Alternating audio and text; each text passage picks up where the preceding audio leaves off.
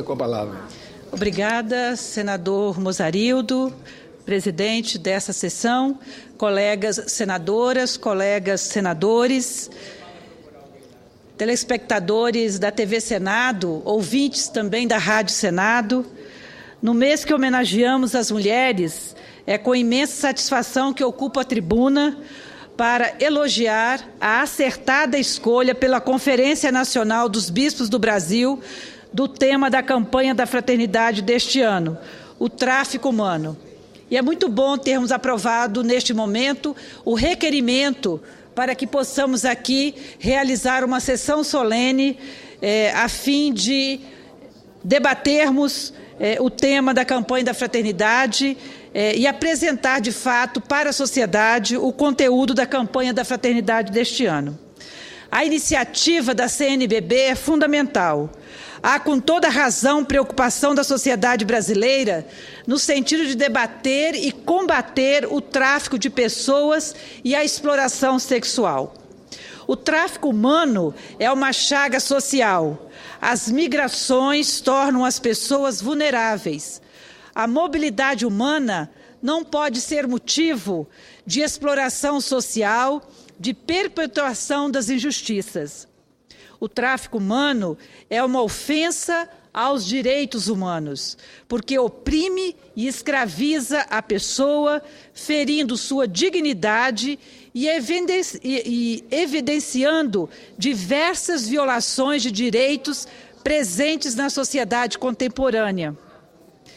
Destaco que as vítimas normalmente encontram-se em situação de vulnerabilidade, na maioria dos casos, por dificuldades econômicas ou por estarem em mobilidade. Segundo a ONG Walk Free, são 30 milhões de pessoas no mundo exploradas no tráfico humano. Relatório da Organização Internacional do Trabalho, a OIT, aponta 21 milhões de pessoas no mundo e 1,8 milhões só na América Latina. 74% das vítimas são adultos, 15,4 milhões, e 26% estão abaixo de 18 anos, 5,6 milhões. As mulheres são a maioria, 55% dos casos. 27% das vítimas são crianças, a maioria meninas. Segundo o relatório da ONU, senhor presidente, o crime de tráfico de pessoas gera um lucro de 32 milhões de dólares. O relatório também informou que o tráfico para exploração sexual registra 58% de todos os casos de tráfico encontrados em todo o mundo, enquanto a percentagem de casos detectados para o trabalho forçado dobrou nos últimos 4 anos para 36%. O tráfico de pessoas desumaniza e crucifica milhões de pessoas em todo o planeta. Constitui uma das formas mais explícitas da escravidão do século XXI. Reflete profundas contradições históricas das relações humanas e sociais da humanidade. Vulnera e viola a dignidade e a liberdade de numerosas pessoas, fere seus corpos, mata seus sonhos e direito de viver. Um firme compromisso de todos e todas, igrejas, sociedade civil e Estado, se faz urgente. É preciso coibir, punir os que traficam. É preciso denunciar, informar e educar, assistir e proteger as vítimas e, acima de tudo, lutar pela superação das causas geradoras e sustentadoras dessa triste realidade. Só será possível a concretização do sonho de uma sociedade sem tráfico de pessoas se houver uma ampla comoção e mobilização social e política, articulada em redes de proteção e defesa de direito das populações empobrecidas, vítimas em potencial deste hediondo crime. Trata-se de uma tarefa que se impõe a todos e todas como imperativo humano. O tráfico de pessoas não é uma questão que se esgota em si mesma. Não é um problema isolado ou apenas de índole moral. Está estreitamente conectado com mecanismos globais derivados de uma estrutura política e econômica alicerçada na injustiça, na violência e na exacerbada sede de lucro por partes das elites dominantes. O tráfico de pessoas e as muitas outras faces da pobreza e da exclusão que atinge milhões de pessoas em todo o mundo é resultado de um sistema estruturado e sustentado pela lógica do mercado, cujo fim é o acúmulo da riqueza nas mãos de uns poucos via mercantilização de tudo, até da pessoa humana. É o espelho da irracionalidade do capitalismo global que, para manter sua soberania, utiliza-se desses meios espúrios, como o tráfico de drogas, pessoas e armas, como canais de enriquecimento e poder. Em nosso país, o tráfico de seres humanos é muito facilitado por brechas na legislação quanto a essa questão. O Código Penal brasileiro não tem o conceito de tráfico de pessoas de maneira mais ampla e é necessário que sejam caracterizadas todas as formas de tráfico de pessoas. É importante aqui fazer um registro que o debate do Código Penal brasileiro, que agora está na Comissão de Constituição e Justiça, precisa realmente se debruçar sobre esse tema.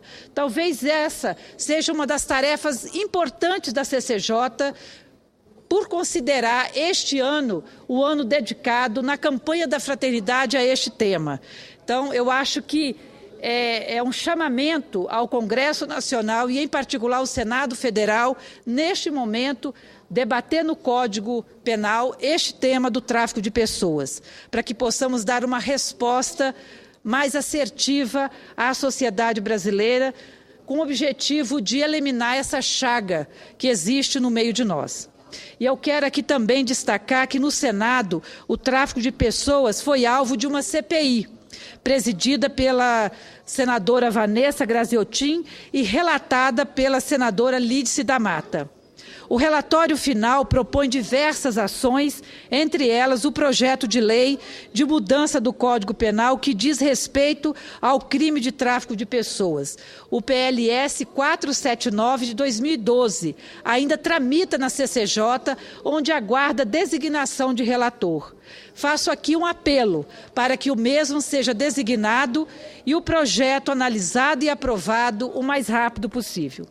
Outra proposta da CPI do tráfico de pessoas foi o projeto de resolução que determina a realização de audiências públicas anuais na Comissão de Direitos Humanos e Legislação Participativa, com a presença do ministro da Justiça para discutir a política de governo de prevenção e repressão ao tráfico de pessoas e de assistência às vítimas. O projeto de resolução do Senado, número 82 de 2012. A CPI do tráfico de pessoas do Senado foi instalada em abril de 2011 e encerrou os trabalhos em dezembro de 2012. A comissão realizou audiências públicas para apurar denúncias de tráfico de pessoas em diversos estados, e nelas vieram a público casos como o da adoção ilegal de 5 crianças de uma mesma família da cidade de Monte Santo, na Bahia. Vindas de uma família em situação de vulnerabilidade social, essas crianças foram adotadas por famílias do estado de São Paulo, com a ajuda de intermediários, sem que fossem seguidos os devidos procedimentos legais. As autoridades foram acionadas e as crianças acabaram voltando para casa. Os integrantes da CPI também analisaram suspeitas de desaparecimento de crianças em Natal, que as autoridades locais acreditavam tratar-se de um caso de tráfico de órgãos.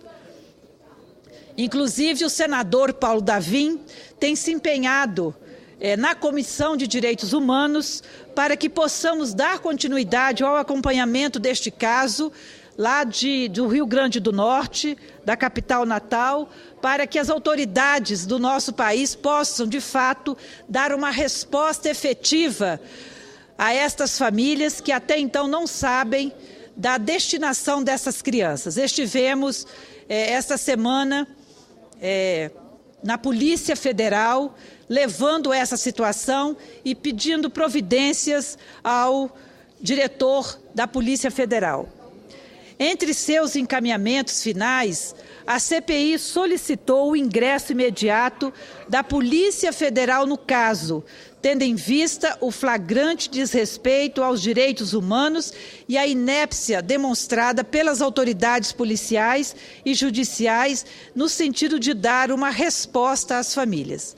A CPI também apurou denúncias de tráfico de trabalhadores rurais de Pernambuco para trabalhar em outros estados, envio de jovens do estado do Rio de Janeiro para a Namíbia e aliciamento de homossexuais em São Paulo, entre outras denúncias. Por fim, que a campanha da fraternidade possa sensibilizar o coração da sociedade, mas também sensibilizar as autoridades do nosso país, todas as autoridades, de todos os poderes constituídos, não só as autoridades federais, mas também as autoridades estaduais e municipais que convivem mais de perto com esta realidade e que possam também fazer os devidos encaminhamentos para que os verdadeiros responsáveis pelo tráfico de pessoas, pelo tráfico humano de crianças, adolescentes, mulheres, possam de fato serem investigados e possam ser punidos com o rigor da nossa lei. Não é possível ficar impassível, sabendo que existem seres humanos tratados em nosso país como mercadorias.